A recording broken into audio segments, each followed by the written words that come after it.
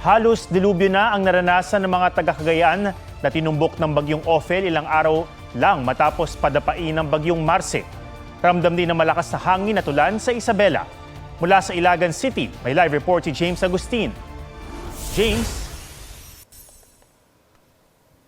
Atong panakanakang pagulan na lamang yung nararanasan ngayong gabi dito sa Ilagan City sa Isabela, pero may ilang bayan dito sa lalawigan na nagpatupad ng preemptive evacuation kanina. Yung ilang mga residenteng lumikas pang-4 na araw na sa evacuation center. Ang karating na probinsya naman ng Cagayan muling nakaranas ng matinding pagbayo.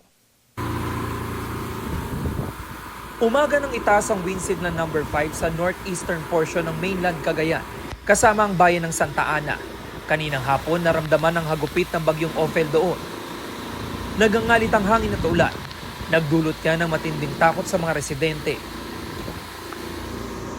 Halos matuklap ang bubong ng parking at multi-purpose center na ito. Nawalan din ng kuryente sa ilang lugar. Mahigit 200 pamilya kabilang ang mga katutubo sa nag-evacuate mula sa Barangay San Vicente. Ang problema, kulang na ang mga silid matapos mawasak ang ilan ng bagyong Marce. May nagbahay-bahay namang rescuers para sa pilitang magpalikas. Alas 2 ng hapon, naglandfall sa bayan ng Bagaw ang bagyong Ophel. Buwis-buhay ang pagsagip sa ilang inabutan ng bagyo sa bayan ng Bugey. Gayon din sa Apari.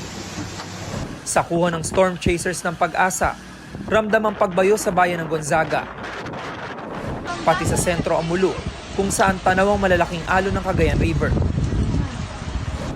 Sa Tumawini, Isabela, malakas din ang hangin at ulan.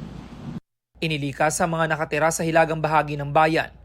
Sa Ilagan City, mahigit 300 pamilyang nananatili sa mga evacuation center, habang hindi pa rin madaanan ng Bacolod Bridge sa taas ng tubig sa ilog.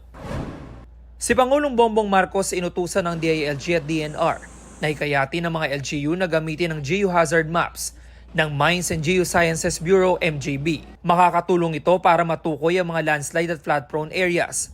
Sakaling tamaan ng bagyong Pepito ang Metro Manila, mahigit 1,400 barangay ang posibleng bahain, karamihan ay sa lungsod ng Maynila. Bukas sisimulan ng preemptive evacuation sa mga lugar na daraanan ng bagyong Pepito. Samantala, mahigpit namang binabantayan ng water level sa Pinakanawan at Cagayan River. Yan muna yung sitwasyon mula dito sa Ilagan City, sa Isabela. Balik sa iyo, Atom. Maraming salamat, James Agustin.